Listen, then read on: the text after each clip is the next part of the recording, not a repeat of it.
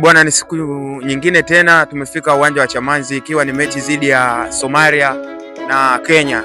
Bwana, tuko na blaza hapa ambaye ni shabiki kindakindaki wa mpira, anaitwa Blaza Isa. Blaza, mambo vipi? Mambo yanaendaje?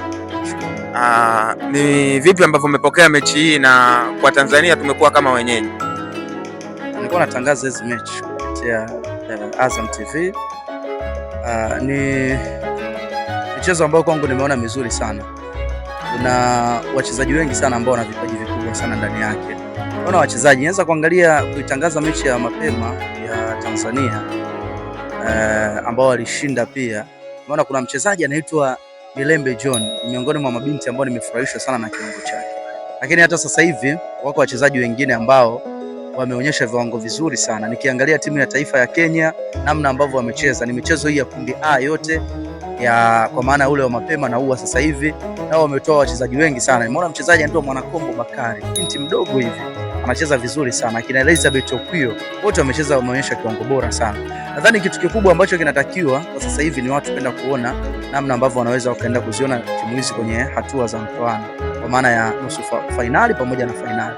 Possibility kubwa ni kwamba Kenya, Uganda, Tanzania ndizo ambazo zinakwenda. Kwa hiyo nani atakwenda kucheza na nani, ugumu utakuwa hapo kwenye hatua nusu finali. Lakini hata mchezo wa mwisho wa hatua ya makundi, kwa maana ya Tanzania ambao wanakwenda kucheza na Kenya, kwangu mimi itakuwa ni miongoni mwa michezo bora sana ambao tunakwenda kushuhudia. Ni kitu gani ambacho umekiona Somalia, kwa sababu wametoka mbali kufika mpaka hapa? Udhaifu wao ulikuwa wapi mpaka kufungwa goli nyingi? Goli 6 ni goli nyingi sana. Sio udhaifu tu, kuna wakati ambao unapaswa pia uwaheshimu wapinzani. Unajua, kwa mchezo kama wa leo Somalia walianza vizuri sana ukilinganisha na mchezo uliopita ambao walicheza dhidi ya Tanzania, lakini kuna namna ambavyo Kenya wanaenjoy sana kucheza ule mpira wa kupiga mashuti ya mbali.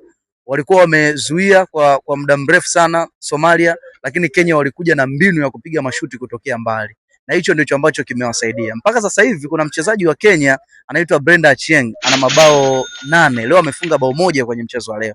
Amefunga bao moja kali sana la mbali. Kwa hiyo ni kitu ambacho pia kimewanufaisha sana Kenya kutokana na uwezo wa kupiga mashuti ya mbali. Na ni kitu gani ambacho umekiona kwenye mechi ya kwanza iliyoanza ya Tanzania? Au ni kitu gani ambacho wanakuofa, unaona Tanzania ikifika wapi katika hatua hii? Tanzania kwangu mimi naiona ni moja ya timu ambayo inastahili kwenda kucheza kwenye hatua ya fainali kutokana na ubora wa kikosi ambacho wako nacho, lakini pia wao ndio waandaaji wa mashindano haya. Unajua, haya mashindano ni kwa mara ya pili yanafanyika kwenye ukanda huu wa Sekafa. Mara ya kwanza ilikuwa ni mwaka 2019 na aliyefanya haya mashindano, alihost mara ya kwanza alikuwa ni Uganda. Kwenye ardhi yake ya nyumbani alichukua ubingwa akiongoza kwenye zile timu 6 zote ambazo zilikuwepo. Nafasi ya pili alikuwa ni Tanzania ambaye leo amecheza. Sasa leo Tanzania yuko nyumbani ana host kwa mara ya kwanza, na ni makala ya pili ya michuano hii ya Sekafa kwa mabinti hawa chini ya umri wa miaka 17. Kwa hiyo kwangu mimi naona wana deserve kwenda kucheza kwenye hatua ya finali, lakini ushindani ni mkubwa sana, na moja ya timu ngumu ni Kenya pamoja na Uganda. Kwa Tanzania tunategemea kukutana na hivyo vigogo viwili. Unategemea kwamba tunaweza tukafika finali na kombe tukachukua pamoja na kuwa wenyeji? Uwezekano huo upo, kwa sababu pia tunanufaika na vitu vingi. Tuko nyumbani.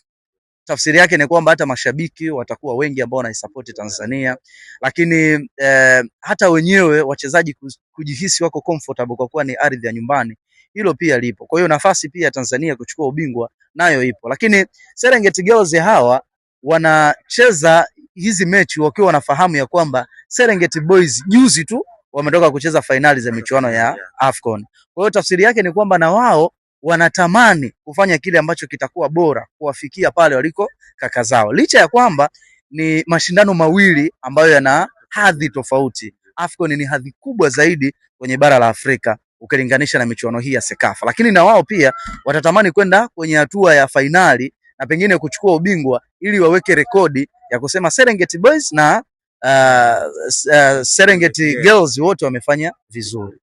Aseme have a good day brother. Shukrani sana. Asante.